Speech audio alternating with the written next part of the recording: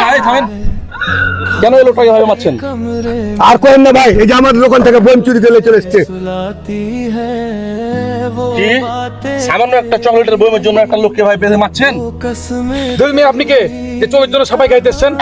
ভাই আমি সাফাই গাচ্ছি না, সামান্য একটা চকলেটের বইমের জন্য এই লোকটাকে বেঁধে জানোয়ারের মতো পিটাচ্ছেন দুজন মিলে। এই দেশে কোনো ধর্ষণের বিচার হয় না, আর আপনারা সামান্য একটা চকলেটের বইম চুরি করার জন্য সাথে সাথে লোকটাকে বেঁধে নিজের হাতে বিচার করে ফেলছেন।